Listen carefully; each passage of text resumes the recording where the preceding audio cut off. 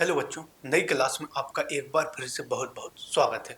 और बच्चों, इस क्लास में हम एक नई प्रश्नावली की शुरुआत करने जा रहे हैं, जो कि प्रश्नावली होगी 3F। पिछली क्लास में प्रश्नावली 3E को हम समाप्त कर चुके थे। इस क्लास से प्रश्नावली 3F को शुरू करेंगे। और बच्चों, यह जो प्रश्नावली होगी वो भाषा पर आधारित प्रश्नावली होगी। कहने का मतलब है कि हमें इसमें एक लंबी भाषा दी जाएगी और उस भाषा को हमें पढ़ना होगा, समझना होगा, फिर उस आधार पर हम सवाल को हल करेंगे, उत्तर प्राप्त करेंगे। तो यहाँ पर हम सवाल की भाषा को यहाँ पर नहीं लिखेंगे, क्योंकि यदि मैं यहाँ पर सवाल लिखूंगा तो उसकी भाषा जो है वो थोड़ी लंबी होती है, तो लिखने में टाइम वेस्ट होगा।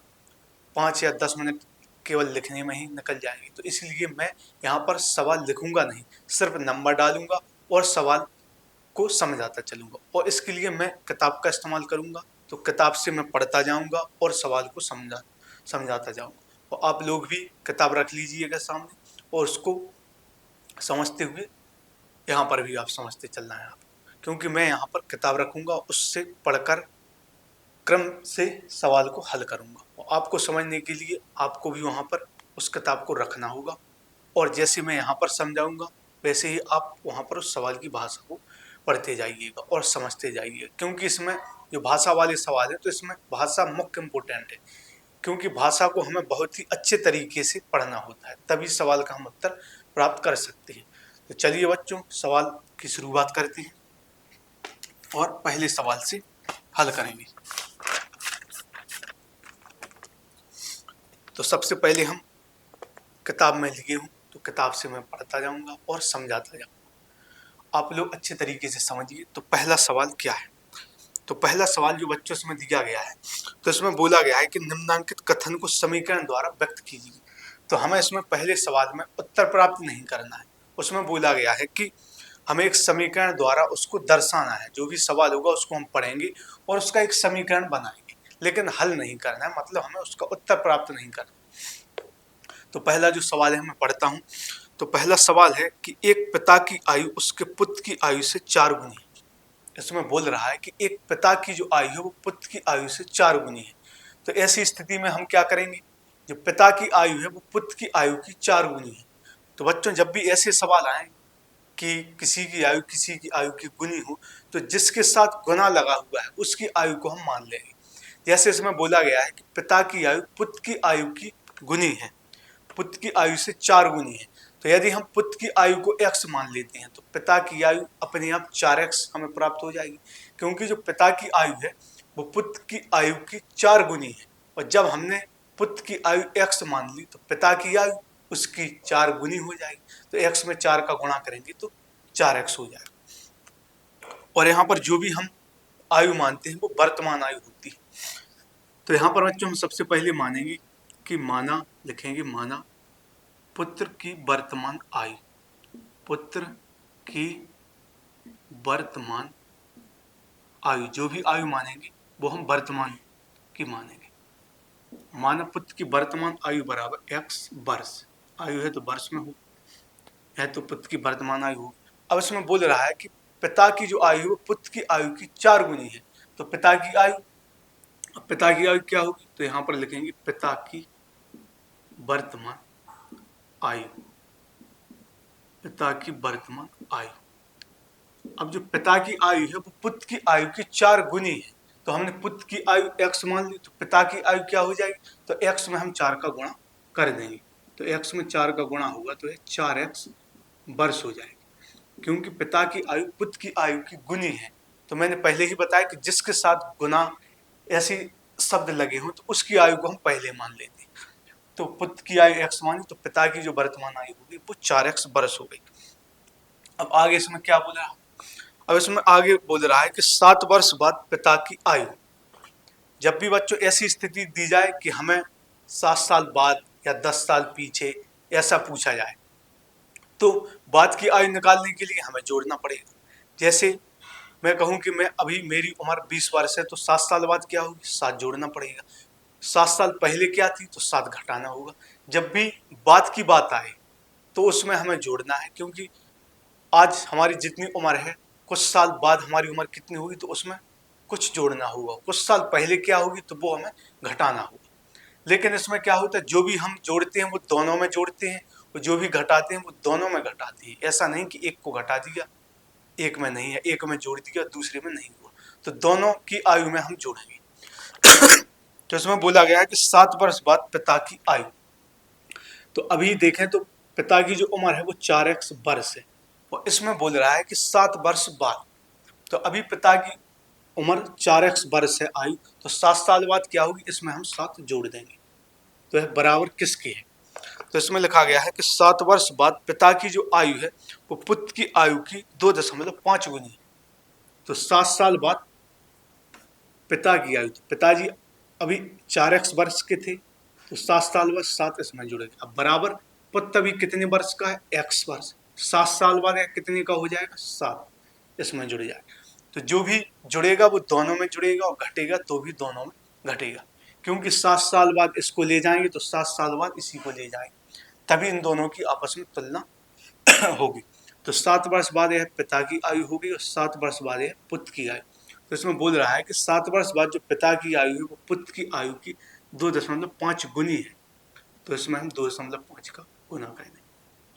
तो 7 साल बाद की इसमें पूछ रहे हैं, तो सबसे पहले तो हमने इन दोनों को 7 साल बाद पहुंचाया, इसमें 7 जोड़ दिया तो यह भी 7 साल बाद पहुंच गया, और इसमें भी 7 जोड़ दिया तो ये भी 7 साल आगे हो गया। तो दोनों को हमने 7 साल आगे किया, क्योंकि 7 साल बाद की बात यहाँ पर हो रही है, तो दोनों में 7 जोड़ना पड़ेगा। यह भी 7 साल बाद पहुंच गया, इसको भी हमने 7 साल आगे पहुंचा दिया, तो दोनों में जोड़ेंगे और दोनों में घटाएंगे।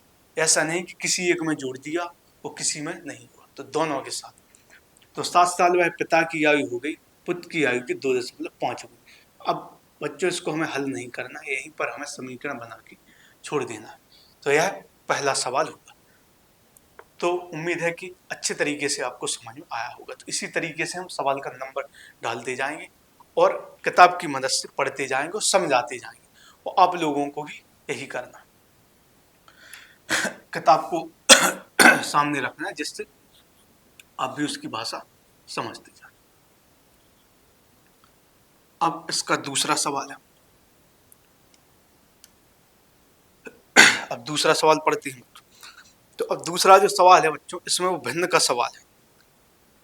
तो इसमें बोला गया है किसी भिन्न के अंश तथा हर। सबसे पहले बच्चों भिन्न की बात हो रही है, तो भिन्न कैसी होती है, तो यहाँ पर लिखेंगे हम 4/5। ये भिन्न का रूप होता है, इस तरह को हम भिन्न बोलते हैं, इस तरह के मान को। अब इसमें क्या होता है, 2 संख्या होती है, एक ऊपर और एक नीचे। तो जो ऊपर वाला मान होता है, ऊपर जो संख्या होती है उसको हम अंश बोलते हैं बच्चों, और नीचे जो मान या नीचे जो संख्या होती है उसको हम हर बोलते हैं। तो भिन्न को समझने से पहले हमें अंश और हर को समझना होगा। तो 4/5 इस टाइप की जो हमें मान दिया जाता है उसको हम भिन्न कहते हैं, और इसके ऊपर वाले संख्या को या ऊपर वाले मान को अंश कहते हैं, और नीचे वाले मान को हर कहते हैं। तो सबसे पहले तो ये समझ में आया आपको अंश और हर। तो सबसे पहले हमें इसमें अंश और हर मानने पड़ेंगे, तभी भिन्न प्राप्त होगी, क्योंकि भिन्न को प्राप्त करने के पहले हमें अंश और हर ज्ञात होने चाहिए, तभी हम भिन्न ज्ञात करेंगे। तो सबसे पहले हम यहाँ पर लिखेंगे, माना अंश बराबर x, अंश को x मान लिया हम, और तथा हर बराबर y, हर को हमने y मान लिया। तो जो भिन्न है वो क्या हो जाएगा, तो भिन्न बराबर होगी, अंश ऊपर आएगा और हर नीचे, अंश बटे हर होता है। तो सबसे पहले भिन्न वाला यदि कोई सवाल आता है तो हम इस तरह से मानेंगे, सबसे पहले अंश मानेंगे, फिर हर मानेंगे, फिर भिन्न बराबर होगा अंश बटे हर, अंश को ऊपर रखते हैं, हर को नीचे। अब हम सवाल की भाषा को समझेंगे। तो इसमें बोला गया है किसी भिन्न के अंश तथा हर में 1 जोड़ दिया जाए तो भिन्न का मान 5/6 हो जाता है। बच्चों ऐसे सवालों में जो प्रश्नावली चल रही है, तो इस प्रश्नावली में ज़्यादातर हमें 2 शर्तें दी जाएंगी। कुछ सवाल में एक ही शर्त से काम हो जाएगा, और ज़्यादातर सवालों में 2 शर्तें हमें दी जाएंगी। तो यहाँ पर हम लिखते हैं बच्चों, पहली शर्त के अनुसार, फर्स्ट शर्त के अनुसार। इस तरह से आपको ज़्यादा अच्छे से समझ में, फर्स्ट शर्त के अनुसार, जिसमें 2 शर्तें दी होंगी, तो हम इस तरीके से उसको हल करें। तो पहली शर्त इसमें दी गई है कि किसी भिन्न के अंश तथा हर में प्रत्येक में 1 जोड़ दिया जाए। इसमें बोला गया है कि किसी भिन्न के अंश और हर दोनों में 1 जोड़ दिया जाए। तो अब हम क्या करेंगे, पहली शर्त के अनुसार अंश हमारा x है तो x में भी 1 जोड़ेंगे, और हर हमारा y है तो y में भी 1 जोड़ देंगे। तो इसमें बोला गया है कि किसी भिन्न के अंश तथा हर प्रत्येक में 1 जोड़ दिया जाए। किसी भिन्न के अंश तथा हर प्रत्येक में 1 जोड़ दिया है, तो हमने अंश में भी 1 जोड़ दिया और हर में भी 1 जोड़ दिया, तो भिन्न का जो मान है वो 5/6 हो जाता है। तो जो भिन्न का मान है वो 5/6 हो जाता है। अब आगे इस सवाल में लास्ट में बोला गया है कि एक पद समीकरण बनाइए, तो हमें इसमें हल नहीं करना है, सिर्फ समीकरण बना के इसको छोड़ देना है। तो इसमें सबसे पहले बोला था कि किसी भिन्न के अंश और हर प्रत्येक में 1 जोड़ा जाता है, तो जो भिन्न का मान है वो 5/6 हो जाता है। अब हम इसको गुणा करेंगे, तो 6 का गुणा इसमें करेंगे तो 6x, 6 का गुणा 1 में होगा तो 6 आएगा, 5 का गुणा y में करेंगे तो 5y होगा, प्लस 5 का गुणा 1 में तो 5 होगा। अब यहाँ पर क्या होगा, 6x, 5y को इस तरफ ले आएंगे तो माइनस का 5y बराबर, यह 5 और 6 को इस तरफ ले जाए तो माइनस का 6। क्योंकि हम जो समीकरण बनाते हैं बच्चों इसी तरीके से बनाते हैं, x y को एक तरफ लिख लेते हैं और बाकी संख्या दूसरी तरफ। तो 6x 5y को इस तरफ लाए, माइनस का 5y बराबर 5, 6 इस तरफ गए माइनस का 6। तो यहाँ पर क्या होगा, 6x माइनस 5y बराबर 5 में से 6 घटाएंगे तो माइनस का 1 आएगा। तो एक समीकरण यह हो गया, इसको समीकरण हम 1 भी मान सकते हैं। अब आगे पढ़ते हैं, फिर इसमें लिखा गया है कि परंतु यदि अंश और हर प्रत्येक में से 1 घटा दिया जाता है, तो यह दूसरी शर्त है। तो यहाँ पर हम लिखेंगे बच्चों दूसरी शर्त, तो सेकंड शर्त के अनुसार। अब हमें इसमें सिर्फ समीकरण ही बनाने हैं, हल नहीं करना, क्योंकि इसमें सिर्फ यही बोला है कि युगपत समीकरण बनाए। तो दूसरी शर्त का इसमें बोला गया है यदि अंश और हर प्रत्येक में से 1 घटा दिया जाए, तो दोनों में से 1 घटाना है। तो बच्चों अंश x है तो x में से 1 घटा देंगे, हर y है तो y में से 1 घटा देंगे। तो इसमें बोला गया है कि अंश और हर प्रत्येक में से 1 घटा दिया जाए तो भिन्न का मान 4/5 हो जाता है। तो यहाँ पर बराबर में 4/5 हो जाएगा। अंश में से भी 1 घटा दिया और हर में से भी 1 घटा दिया। अब गुणा करेंगे तो 5 का गुणा x में करेंगे तो 5x हो जाए, होगा माइनस 5 का गुणा 1 में, 5 1 5, तो 5x माइनस 5 बराबर, इसी तरह से 4 का गुणा इसमें करेंगे तो 4y माइनस का 4 हो जाएगा। आगे हल करेंगे तो 5x 4y को इस तरफ ले लाएंगे, माइनस 4y बराबर माइनस का 4, माइनस का 5 इसको इस तरफ ले जाएंगे तो प्लस का 5 हो जाएगा। तो 5x माइनस 4y बराबर 5 में से 4 गया 1 आएगा, इसको समीकरण 2 मान। तो पहली शर्त था उसमें बोला गया था कि अंश और हर दोनों में 1 जोड़ना है तो 1 जोड़ दिया, और इसमें बोला है कि अंश और हर दोनों में 1 घटाना है तो घटा दिया।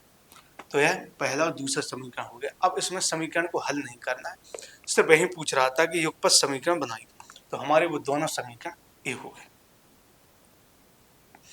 अब ये सवाल यहीं खत्म होता है। अब इसको हम हटाते हैं, तीसरे सवाल को समझाते हैं।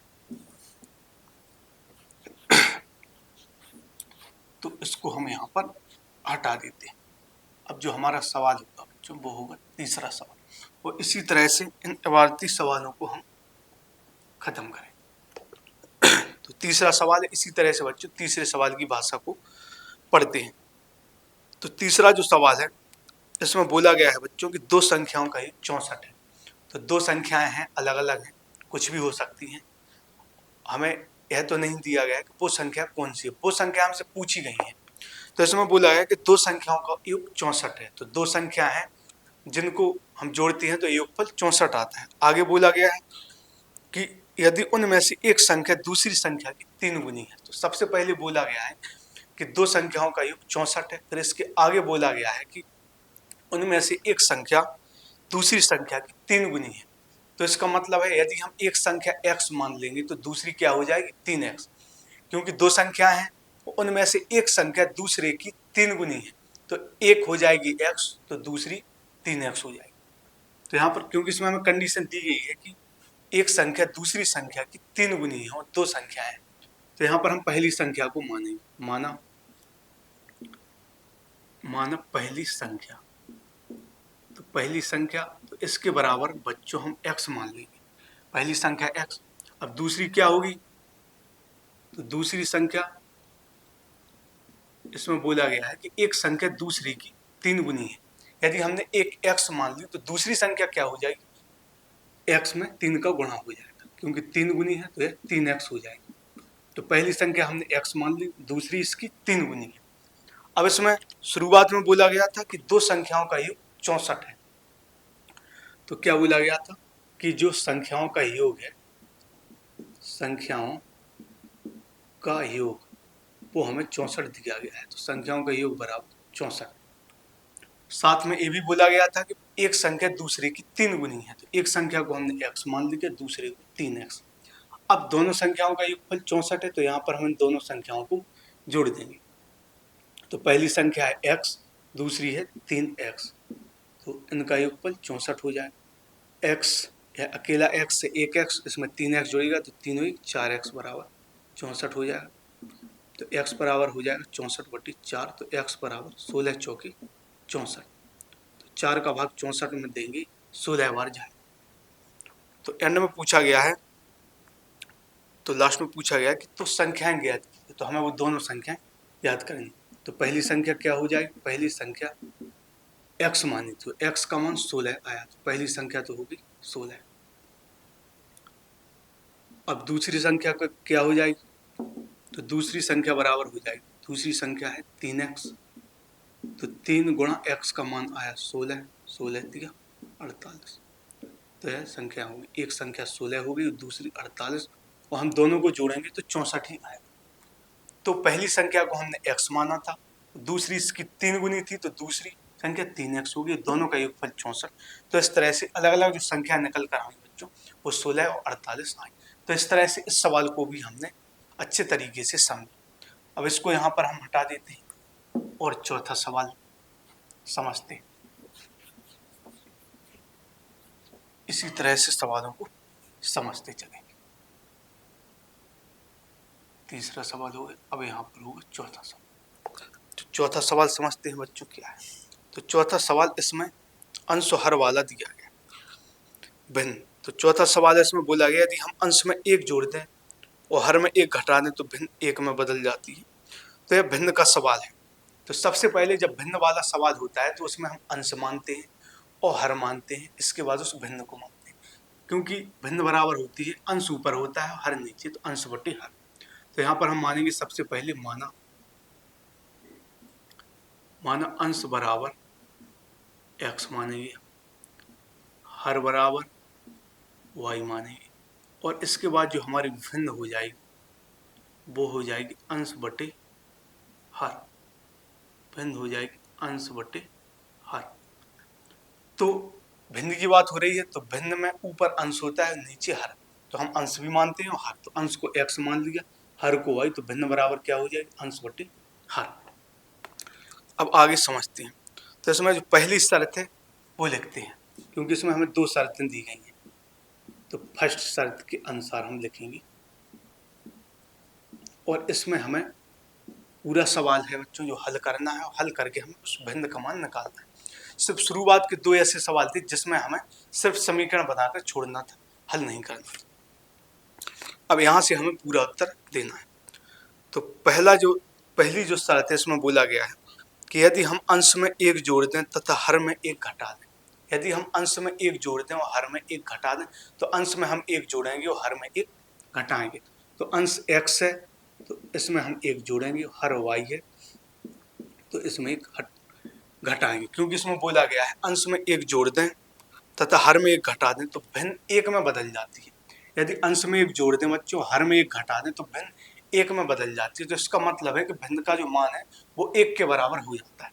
तो इसके बराबर में हम 1 लिख देंगे, और नीचे कुछ नहीं है तो नीचे भी हम 1 लिख देंगे। अब हम गुणा करेंगे तो 1 का गुणा इस x में होगा तो x आएगा, प्लस 1 का गुणा करेंगे तो यहाँ पर 1 आएगा, 1 का गुणा y में करेंगे तो y आएगा, 1 का गुणा 1 में तो माइनस का 1 आएगा। अब पक्षांतर करेंगे x, तो y को पक्षांतर करके इस तरफ लाएंगे तो यह माइनस का y होगा, बराबर है माइनस का 1 है। और इस 1 को हम पक्षांतर करके दूसरी तरफ ले जाएंगे तो यह 1 भी माइनस का हो जाएगा। तो यहाँ पर होगा x माइनस वाई बराबर 1 को 1 को हल जोड़ेंगे, क्योंकि दोनों 1 माइनस में, यहाँ भी -1 यहाँ भी -1, तो जुड़कर -2 आ जाएगा। तो यह समीकरण 1 हो गया। तो इसमें क्या था, अंश में हमें 1 जोड़ना था, हर में 1 घटाना था, तो भिन्न का मान 1 हो गया। इसी तरह से दूसरी शर्त से दूसरा समीकरण आएगा, तो दूसरी शर्त लिखते हैं। तो सेकंड शर्त के अनुसार दूसरी शर्त क्या है, तो दूसरी शर्त आगे पढ़ते हैं। तो सबसे पहले तो था कि यदि हम अंश में 1 जोड़ दें और हर में 1 घटा दें तो भिन्न 1 में बदल जाती है, पहली शर्त थी। दूसरी क्या है, यदि हम हर में 1 जोड़ दें तो यह 1/2 हो जाती है। तो इसमें सिर्फ बच्चों हर की बात की गई है। यदि हर में 1 जोड़ दें, मतलब अंश में कुछ नहीं बोला गया है, अंश के लिए कोई भी बात नहीं की गई, तो ना हमें अंश में कुछ जोड़ना है, ना हमें अंश में कुछ घटाना है, क्योंकि इसमें बोला गया है यदि हर में 1 जोड़ दें, तो सिर्फ हर की बात हुई है तो हम हर में ही जोड़ेंगे या घटाएंगे, अंश की कोई बात नहीं की गई है, तो ना जोड़ेंगे ना घटाएंगे। तो इसमें बोला गया है यदि हर में 1 जोड़ दें, अंश में कोई परिवर्तन नहीं करना, हर y है तो इसमें हमें 1 जोड़ना है। दूसरी शर्त है यदि हर में 1 जोड़ दें तो यह 1/2 हो जाती है, अंश में कोई परिवर्तन नहीं होना है, तो अंश को हम ज्यों करते हो लिखेंगे, हर में 1 जोड़ना है तो भिन्न 1/2 हो जाती है। कहने का मतलब है कि भिन्न का जो मान है वो 1/2 के बराबर हो जाता है। हल करेंगे तो 2 का गुणा x में करेंगे तो 2x आएगा, बराबर 1 का गुणा यहाँ पर y में तो y, प्लस 1 का गुणा 1 में तो 1। 2x y को पक्षांतर करके इस तरफ लाएंगे तो माइनस का y हो जाएगा, बराबर में यहाँ पर 1 बच गया, समीकरण 2 हो गया। अब हमें समीकरण 1 व 2 को हल करना है, फिर x y का मान निकालना है। तो यहाँ पर हम लिखेंगे समीकरण 1 व 2 से, समीकरण 1 व 2 से समीकरण 1 व 2 को हल करेंगे। तो पहला जो समीकरण है वो है x माइनस वाई बराबर -2, यह समीकरण 1 है। x माइनस वाई बराबर -2, यह समीकरण 1। दूसरा जो समीकरण है वो है 2x माइनस वाई बराबर 1, यह समीकरण 2 है। तो सबसे पहले दोनों समीकरणों को लिख लिया। अब इसको हम हल करेंगे वो भी विलोपन विधि से, क्योंकि वही विधि आसान होती है। तो 2x माइनस वाई बराबर -2। अब यहाँ पर हम देखेंगे कि दोनों जगह y बराबर है, लेकिन y का जो चिन्ह है वो भी बराबर है, दोनों जगह माइनस का y है, यहाँ पर भी y, यहाँ पर भी, लेकिन दोनों जगह चिन्ह बराबर। तो ऐसी स्थिति में दोनों समीकरणों को बच्चों घटाते हैं, तो यहाँ पर हम घटा देंगे, तो लिखेंगे घटाने पर क्या होगा, इनके चिन्ह बदल जाएंगे। नीचे वाले समीकरण 2x है प्लस में तो माइनस का हो जाएगा, y है माइनस का है तो प्लस का हो जाएगा, और 1 प्लस का है तो माइनस का होगा। तो घटाने पर नीचे वाले जो समीकरण होते हैं उसके नीचे वाला जो समीकरण होता है उसके चिन्ह बदल जाते हैं, या माइनस का हो गया, प्लस का, माइनस का, यहाँ पर y से y कट जाएगा। अब यहाँ पर x में से हम 2x को घटाएंगे, तो 1 में से जब 2 घटेगा तो माइनस का 1 आएगा, तो x में से 2x घटाएंगे तो माइनस का x आएगा। और यहाँ पर यह दोनों माइनस में है, यह 2 भी माइनस में है और यह 1 भी माइनस में है, तो दोनों जुड़ जाएंगे और माइनस में आएगा। तो 2 1 3 मिलकर जो 3 आएगा वो माइनस का 3 आएगा।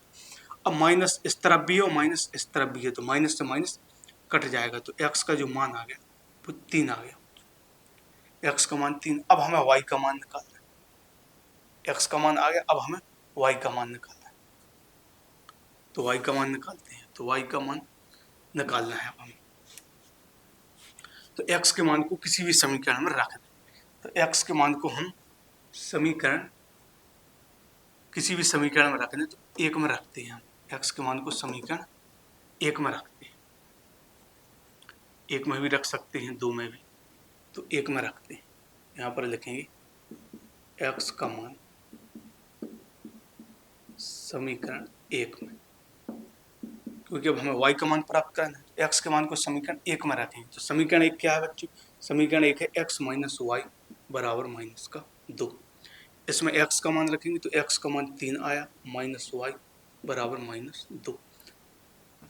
अब हमें इसमें y का मान निकालना है, तो 3 को इसी तरफ रहने दो, इस 2 को पक्षांतर करके हम इस तरफ लाएंगे, तो यह जो माइनस में है वो इस तरफ आएगा, तो क्या हो जाएगा, प्लस का 2 हो जाएगा, क्योंकि यह 2 माइनस में इस तरफ आएगा तो प्लस का 5 हो जाएगा, बराबर यह y माइनस का है, दूसरी तरफ जाएगा तो यह प्लस का y हो जाएगा। तो y बराबर क्या आ जाएगा, 3 और 2 5 आ जाएगा। तो x का जो मान है बच्चों वो 3 आ गया, y का मान 5। अब हमें भिन्न निकालनी है, तो भिन्न बराबर क्या माना, x बट्टे वाई। ऊपर अंश आता है तो अंश को x माना था, हर को y, तो भिन्न का जो मान हो जाएगा वो 3/5 हो जाएगा। तो यहाँ से जो भिन्न है वो निकल कर आ गई। तो इस तरह से हमने इस सवाल का उत्तर प्राप्त किया। 2 शर्तें थी, तो पहली शर्त से पहला समीकरण, दूसरी शर्त से दूसरा समीकरण बनाए, दोनों को हल किया, x y के मान आए और भिन्न प्राप्त। अब इस सवाल को हटाते हैं और अगले सवाल की ओर चलते हैं। तो अगला हमारा 5वां सवाल हुआ, जो कि 5वां भी भिन्न पर आधारित ही सवाल है। तो 5वां सवाल, तो 5वें सवाल को हम समझेंगे। तो 5वां जो सवाल है बच्चों वो भी भिन्न का ही सवाल है। तो भिन्न वाले सभी सवालों में सबसे पहले अंश और हर को मानते हैं और फिर भिन्न। तो यहाँ पर हम सीधा सीधा लिखेंगे, यहाँ पर लिखेंगे माना अंश बराबर x, अंश को x मान लेंगे, हर बराबर y मानेंगे, और जो भिन्न आएगी वो क्या होगी, सीधा सीधा ही लिख देंगे अंश बटे हर। तो इसमें जो अंश है उसको हमने x माना, हर को हमने y माना, और भिन्न बराबर क्या होता है, अंश बटे हर, तो x बटे y। भिन्न के हर सवाल में हमें इतना तो सबसे पहले मानना ही है, इसके बाद हमें उसकी भाषा को पढ़ना। तो इसमें भी हमें 2 शर्तें दी गई हैं, तो यहाँ पर लिखेंगे पहली शर्त के अनुसार, फर्स्ट शर्त के अनुसार, फर्स्ट शर्त के अनुसार। तो पहली शर्त इसमें दी गई है, 5वां सवाल है, यदि किसी भिन्न के अंश में 6 जोड़ दिया जाए तो भिन्न 1/2 हो जाती। तो इसमें बच्चों सिर्फ अंश की बात की गई है, फिर से पढ़ रहा हूँ। यदि किसी भिन्न के अंश में 6 जोड़ दिया जाए तो हर की कोई बात नहीं हो रही है, तो ना हर में हम जोड़ेंगे ना हर में हम घटाएंगे, सिर्फ अंश की बात हो रही है कि यदि किसी भिन्न के अंश में 6 जोड़ दिया जाए तो अंश x है, इसमें हम 6 जोड़ देंगे, और हर के विषय में कोई बात नहीं हो रही है, तो हर में हम कोई परिवर्तन नहीं करेंगे, अंश में 6 जोड़ देंगे। तो भिन्न का जो मान है वो हो जाता है 1/2। यदि अंश में हम 6 जोड़ दें तो जो भिन्न का मान है वो 1/2 हो जाता है। तो अंश में 6 जोड़ेंगे और हर में हम कोई परिवर्तन नहीं करेंगे, क्योंकि हर के विषय में कोई भी यहाँ पर जानकारी और नहीं दी गई। यही बोला गया है कि अंश में हम 6 जोड़ दें तो भिन्न 1/2 हो जाए। तो अंश में 6 जोड़ दिया बराबर 1/2 गुणा करेंगे, 2 का गुणा इसमें होगा 2x, प्लस 2 का गुणा 6 में 2 छक्के 12 होगा बराबर y का गुणा 1 में y। पक्षांतर करेंगे तो 2x, y को इस तरफ लाएंगे माइनस का y, और 12 को हम इस तरफ ले जाएं तो माइनस का 12 हो जाएगा। इसको हम समीकरण 1 मानेंगे, क्योंकि ज़्यादातर हम ये सभी सवाल, ज़्यादातर का सभी सवालों में यदि समीकरण बनते हैं तो विलोपन विधि से ही हल करेंगे। विलोपन विधि में क्या होता है, x और y एक तरफ होती है और संख्या दूसरी तरफ जाती है। तो यहाँ पर इस तरह से यह समीकरण 1 हो गया, 2x - y बराबर -12। अब यहाँ पर हम लिखेंगे सेकंड शर्त के अनुसार, सेकंड शर्त में क्या बोला गया, सेकंड शर्त के अनुसार। तो पढ़ते हैं बच्चों सेकंड शर्त क्या है। तो इसमें बोला गया है कि यदि उसके हर में 7 जोड़ दिया है तो भिन्न 1/3 हो जाती। अब इसमें अंश की कोई बात नहीं की गई है, तो ना अंश में हम जोड़ेंगे ना घटाएंगे, सिर्फ हर की बात की गई है कि यदि उसके हर में 7 जोड़ दिया जाए तो अंश में कोई परिवर्तन नहीं होगा और हर में हम 7 जोड़ देंगे। यदि हर में 7 जोड़ देंगे, लिखा गया है कि यदि उसके हर में 7 जोड़ दिया जाए तो वह 1/3 हो जाता है। हर में 7 जोड़ दिया तो वह 1/3 हो जाता है। अंश के विषय में कुछ नहीं बोला गया, लेकिन हर के विषय में बोला गया है कि यदि उसके हर में 7 जोड़ दिया जाता है तो भिन्न 1/3 हो जाती है। तो अंश में कोई परिवर्तन नहीं, हर में 7 जोड़ दिया तो भिन्न 1/3 हो जाती है। अब इसको हम हल करेंगे तो 3 का गुणा करेंगे x में तो 3x हो जाएगा बराबर 1 का गुणा y में करेंगे तो y आएगा, 1 का गुणा 7 में तो 7, तो 3 का किया 3x बराबर y + 7। पक्षांतर करेंगे तो 3x, y को इस तरफ लाएंगे तो माइनस का y बराबर 7। इसको हम समीकरण 2 मानेंगे। क्या हुआ, 3x बराबर आया y + 7, y को इस तरफ, तो यह समीकरण 2 हो गया। अब हम समीकरण 1 व 2 को विलोपन विधि की मदद से हल करेंगे और x y के मान निकालेंगे। तो समीकरण 1 जो है वो है 2x - y बराबर -12, समीकरण 1। और जो समीकरण 2 है वो है 3x माइनस वाई बराबर 7। पहला जो समीकरण है वो है 2x माइनस वाई बराबर माइनस के 12, दूसरा 3x माइनस वाई बराबर 7। अब इसमें हम देखते हैं बच्चों y ऑलरेडी इसमें बराबर दिया गया है, ऊपर भी y है नीचे भी y है, लेकिन इनके जो चिन्ह है वो भी समान है, मान भी बराबर है, चिन्ह भी इनके बराबर है। तब ऐसी स्थिति में हम दोनों समीकरणों को घटाते हैं। यहाँ पर हम दोनों समीकरणों को घटाएंगे तो यहाँ पर हम लिखेंगे घटाने पर। तो घटाने पर क्या होगा, नीचे वाला जो समीकरण होता है बच्चों उसके चिन्ह बदल जाते हैं, प्लस वाला माइनस में, माइनस वाला प्लस में।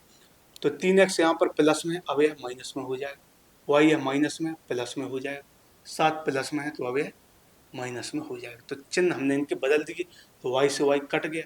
अब 2x में से 3x यहाँ पर घट जाएगा बच्चों, तो 2x में से 3x घट गया तो माइनस का x आएगा। और यहाँ पर दोनों ही माने माइनस में है, यह 12 भी माइनस में और यह 7 भी माइनस में, तो दोनों जुड़ जाएंगे और चिन्ह माइनस का आ जाएगा। यहाँ पर 2x में से 3x गया तो माइनस का x आया, 12 भी माइनस का, 7 भी माइनस, तो 12 7 19, माइनस का 19 आ जाएगा। तो यहाँ पर माइनस से माइनस कट जाएगा तो x का जो मान है वो 19 आ जाएगा।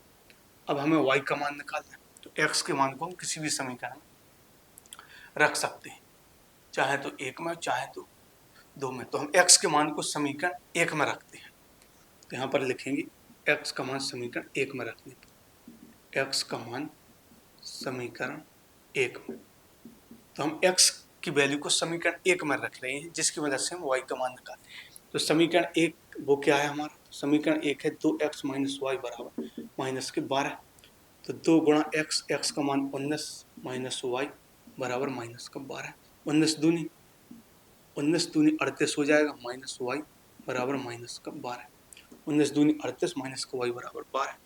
अब यह 38 से 12 को हम पक्षांतर करके इस तरफ लाएंगे तो यह प्लस का हो जाएगा, और वाई को पक्षांतर करके इस तरफ ले जाएंगे तो यह प्लस का हो। हमने क्या किया, संख्या और संख्या को एक तरफ कर दिया, 38 इस 12 को इस तरफ लाए प्लस का हो गया, वाई को इस तरफ ले गए प्लस का हो गया, तो वाई बराबर जोड़ेंगे 8 2 10, 3 1 4 50 हो जाएगा। तो y का जो मान निकल कर आ गया वो 50 हो गया और x का मान 19 आ गया। तो अब जो भिन्न हो जाएगी, भिन्न, तो जो भिन्न बराबर हो जाएगी x बटे वाई होगी, अंश ऊपर हर नीचे, तो अंश का मान 19 आया और हर का मान 50 आया, तो जो भिन्न हो जाएगी वो 19 बटे 50 हो जाएगी। तो भिन्न के जितने भी सवाल होंगे बच्चों इसी तरह से होंगे, सबसे पहले अंश मानेंगे, हर मानेंगे, फिर भिन्न मानेंगे और शर्त के अनुसार समीकरण बनाकर उनको हल करें। जो भिन्न हो जाएगी वो 19 बटे 50 हो जाएगी, जो तो सवाल का उत्तर 19 बटे 50 हो जाएगा। तो यह सवाल आपको अच्छे से समझ में आया होगा। अब आगे बढ़ते हैं छठवें सवाल की। तो छठवां सवाल समझते हैं, बस इसी तरह से मेरे साथ जुड़े रहिए और पूरा गणित आपको अच्छे से कवर करवाया जाएगा। अब हम छठवें सवाल को देखते हैं क्या है। छठवां सवाल फिर इसमें भिन्न वाला ही है, चौथा सवाल भी भिन्न वाला था, पांचवा भी भिन्न वाला और छठवां भी भिन्न वाला है। तो फिर हम इसमें वही चीज मानेंगे, सबसे पहले अंश मानेंगे, माना अंश, सबसे पहले इसमें हम अंश मानेंगे, फिर हम इसमें हर मानेंगे। तो यहाँ पर अंश और हर और फिर हम भिन्न को मानेंगे।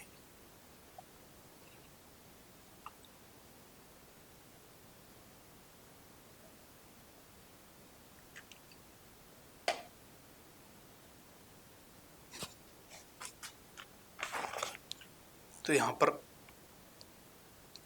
हल करेंगे, तो सबसे पहले तो अंश और हर मानेंगे, माना अंश बराबर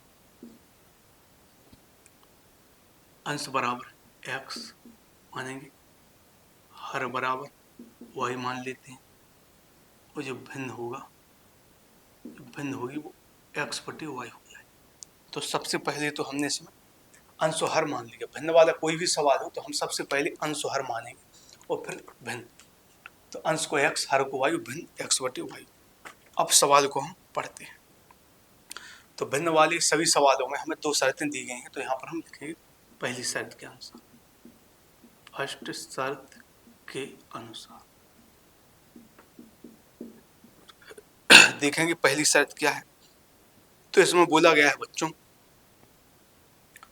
बोला गया है यदि किसी भिन्न के अंश और हर में 2 जोड़ दिया जाए तो भिन्न का मान 9/11 हो जाता है। तो इसमें बोला गया है किसी भिन्न के अंश और हर में 2 जोड़ दिया जाए।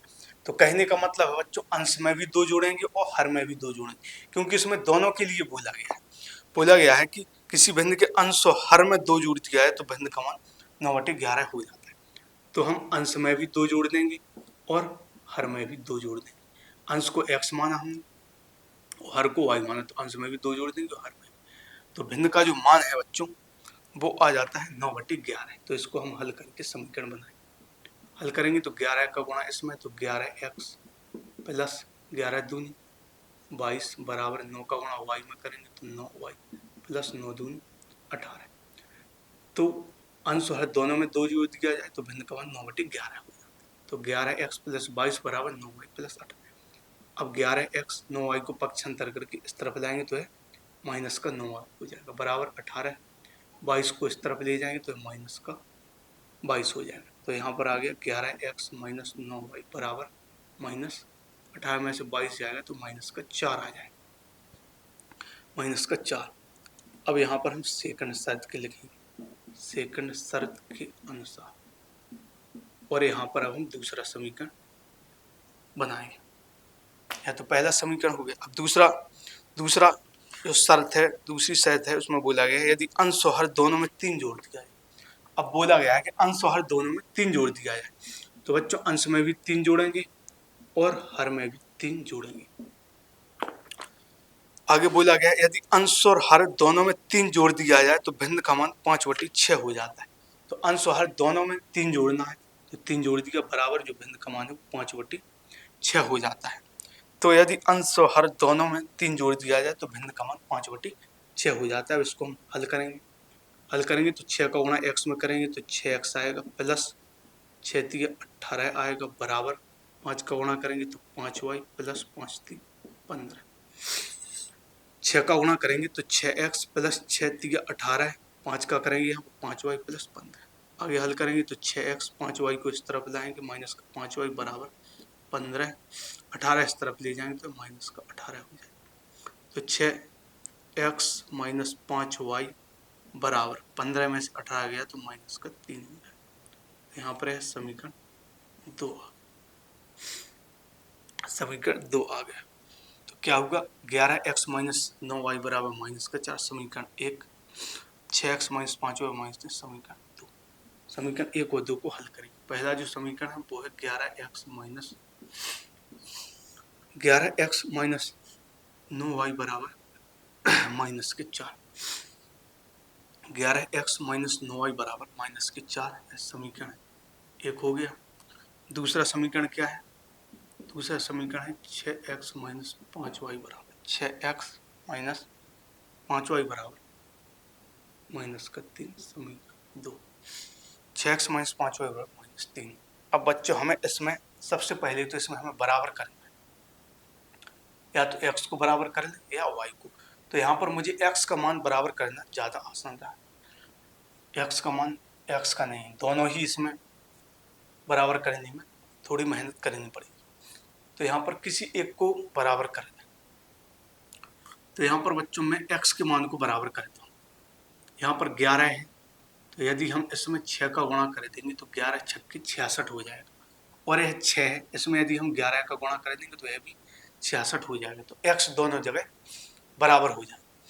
तो आगे हल करेंगे तो 6 का गुणा 11 में करेंगे तो 11 छक्के 66 x हो जाएगा, माइनस 6 का गुणा 9 में करेंगे तो 6 9 54 y हो जाएगा, बराबर 6 का गुणा 4 में करेंगे तो माइनस का 24। 11 छक्के 66, 6 9 54 y, 6 चौके 24। अब इस 11 का गुणा करेंगे तो 11 छक्के 66 x माइनस 11 पंचे 55 y बराबर 11 3 माइनस का 33। तो दोनों जगह x जो है वो बराबर हो गए, ऊपर भी 66x नीचे भी 66 है। लेकिन इनके जो चिन्ह है वो भी बराबर है, मान भी बराबर है, चिन्ह भी बराबर है। तो हम दोनों समीकरणों को घटाएंगे। तो यहाँ पर हम लिखेंगे घटाने पर। तो घटाने पर क्या होगा, चिन्ह बदलेंगे, या प्लस का है माइनस का हो जाएगा, या माइनस का है प्लस का, या माइनस का है प्लस का। तो हम इसके चिन्ह घटा रहे हैं तो नीचे वाले समीकरण के चिन्ह बदल जाएंगे, माइनस का हो गया प्लस का हो गया प्लस का, तो 66x से 66x कट जाएगा। अब यहाँ पर 55 प्लस का हो गया, यह 54 माइनस का, तो 55 में से 54 जाएगा तो 1 आएगा, तो सिर्फ y बचेगा। y बराबर यहाँ पर 33 है, 33 में से 24 घटाना है, 33 में से हमें 24 घटाना है, तो क्या आएगा 13 में से 4 आ जाएगा, 4 4 8 4 12 1 13 9 आएगा 9, तो यहाँ पर 9 बच गया, तो y का जो मान है वो 9 निकल कर आ गया, क्योंकि 24 और 9 33। अब हमें x का मान निकालना है, तो x का मान हम किसी भी समीकरण में रख दें, तो x के मान को हम समीकरण 2 में रख देते हैं। यहाँ पर लिखेंगे x का मान समीकरण 2 में, x का मान समीकरण 2 में, तो रखेंगे समीकरण 2 क्या है, समीकरण 2 है 6x माइनस 5y बराबर माइनस का 3। समीकरण जो 2 है वो है 6x minus 5y, 6x minus 5y बराबर माइनस का 3। अब हमें इसमें y की जगह 9 रखना है, तो माइनस 5y का मान 9 हो गया बराबर माइनस का 3। 6x 5 नंबे यहाँ पर होगा 45 बराबर माइनस का 3। तो हमने समीकरण 2 में y का मान रख दिया, तो 6x माइनस 5y, y का मान 5 है, तो 5 नंबे 45 हो जाए। तो आगे हल करेंगे, तो 6x बराबर माइनस का 3 हो, 45 है वो इस तरफ जाए, तो माइनस का 45 है बच्चों दूसरी तरफ जाएगा तो प्लस का 45 हो जाएगा, तो 6x बराबर जो आएगा, 6x बराबर जो आएगा वो आएगा 45 में से 3 हम घटा देंगे तो है 42 आ जाएगा, 45 में से 3 घटाएंगे तो है 42 आ जाएगा, तो 6 से काट देंगे 6 7 42 हो जाएगा, तो x का मान 7 आ गया बच्चों, y का मान 9, तो जो भिन्न हो जाएगी, भिन्न बराबर वो 7/9 हो जाएगी, क्योंकि अंश का मान 7 है और हर का मान 9, तो जो भिन्न हो गई 7/9। तो इस तरह से बच्चों यह 6वां सवाल भी कंप्लीट हुआ। तो इस तरह से भिन्नों के सवाल को हल करते हैं। अब 7वें सवाल की ओर चलते हैं बच्चों। 7वां सवाल क्या है,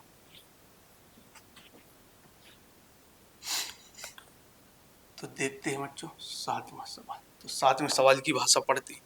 तो इसमें लिखा गया है बच्चों कि दो संख्याओं का अंतर 26 है। तो इसमें लिखा गया है दो संख्याओं का अंतर 26 है।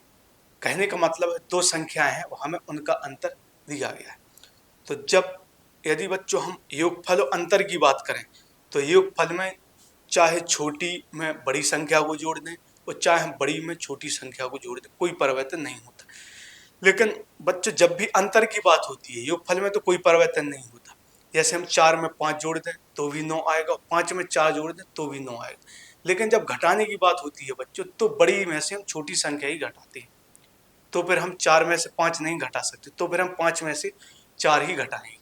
तो यहाँ पर हमें दो संख्याओं का अंतर दिया गया है, तो इसमें हमें एक बड़ी संख्या माननी होगी और एक छोटी संख्या, क्योंकि जब अंतर लेते हैं तो बड़ी में से हम छोटी संख्या घटाते हैं। और फिर लिखा गया है एक संख्या दूसरे की 3 गुनी है। तो अंतर तो हमेशा बड़ी में से छोटी संख्या घटाकर ही आता है। सबसे पहले बोला गया दो संख्याओं का अंतर 26 है, दो संख्या है जिनका अंतर 26। फिर बोला गया एक संख्या दूसरे की 3 गुनी है। तो एक संख्या यदि x है तो दूसरी 3 गुनी हो जाएगी। तो यहाँ पर हम मानेंगे सबसे पहले माना पहली संख्या, माना पहली संख्या, तो पहली संख्या x हो जाएगी तथा जो दूसरी संख्या है तथा दूसरी संख्या वो 3x हो जाएगी, क्योंकि इसमें बोला गया है कि एक संख्या दूसरी संख्या की 3 गुनी है। यदि एक संख्या हमने x मान ली तो दूसरी 3x हो जाएगी, 3 का उसमें गुणा हो जाएगा। अब बोला गया है कि दो संख्याओं का अंतर जो है वो 26 है। तो यहाँ पर लिखेंगे संख्याओं का जो अंतर दिया गया है, संख्याओं का जो अंतर दिया गया है वो 26 दिया गया है। और अंतर के लिए हमेशा बड़ी संख्या में से छोटी संख्या घटाते हैं, तभी अंतर प्राप्त होता है। जब योगफल की बात करें तो योगफल में यह मायने नहीं रखता कि छोटी में बड़ी जोड़ी जा रही है कि बड़ी में छोटी, लेकिन जब अंतर की बात हो तो फिर वहां पर बड़ी में से छोटी संख्या ही घटेगी। तो यहाँ पर बड़ी संख्या इसमें 3x मानी जाएगी और माइनस छोटी संख्या x मानी जाएगी। तो 3x में से x घटा दिया, तो दोनों संख्याओं का जो अंतर है वो 26 है। 3x में से x जाएगा तो 2x आएगा बराबर 26। तो 2 से 1 काट देंगे तो x बराबर 13 आ जाएगा। तो x बराबर 13 आ जाएगा। अब यहाँ पर दोनों संख्या ज्ञात करनी है। तो पहली संख्या क्या हो जाएगी? पहली संख्या x का मान 13 है बच्चों, तो पहली संख्या 13 हो जाएगी। और दूसरी संख्या, तो जो दूसरी संख्या है, दूसरी संख्या वो है 3x। तो 3 गुणा x का मान है 13, तो 13 तिया 39 हो जाएगी। तो दूसरी संख्या दोनों का अंतर 26 हो जाएगा। तो बच्चों आज की क्लास को हम यहीं पर खत्म करते हैं, बाकी सवालों को अगली क्लास में हल करेंगे। तो यहाँ पर हमने इसमें इबारती सवालों की शुरुआत की और आज की क्लास में 7 सवालों को हल किया। तो इसी तरह से हम इन इबारती सवालों को हल करेंगे। मैं यहाँ पर कोई भी सवाल लिखूंगा नहीं क्योंकि ज़्यादा टाइम वेस्ट होगा।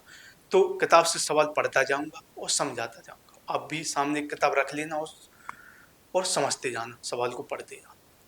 तो भाषा वाली जो सवाल होती है, तो इसमें जो इसमें मुख्य विषय होता है वो उस भाषा का होता है, क्योंकि भाषा ही है जिससे हम उत्तर प्राप्त कर सकते हैं। तो हमें इसमें जल्दबाजी नहीं करना है। सबसे पहले तो सवाल को बहुत ही ईमानदारी से, पूर्ण फोकस से सवाल की उस भाषा को पढ़ना है, क्योंकि यदि हमें जब तक भाषा समझ में नहीं आएगी तब तक हम सवाल हल नहीं कर पाएंगे। तो मैं तो यही कहूँगा कि एक बार में यदि भाषा नहीं समझ में आती तो 2 बार पढ़ें, 3 बार, लेकिन जल्दबाजी ना करें। तो भाषा पर जरूर फोकस करें और सवाल को समझें, क्योंकि वो जैसा उसमें बोला गया है उसी आधार से हम सवाल का उत्तर प्राप्त कर सकते हैं। तो ठीक है बच्चों, क्लास को लाइक कीजिए, कमेंट कीजिए और चैनल को सब्सक्राइब भी कीजिए यदि नए आए हैं आप। तो इसी तरह से आपको और क्लास मिलती रहेंगी। आगे और भी विषय मैं यहाँ पर पढ़ाऊँगा। जल्द से जल्द मैं हिंदी व्याकरण लेकर आऊँगा और हिंदी व्याकरण संपूर्ण आपका हिंदी व्याकरण कंप्लीट करवाऊँ। तो ठीक है बच्चों, आज के लिए इतना ही। मिलते हैं अगली क्लास में।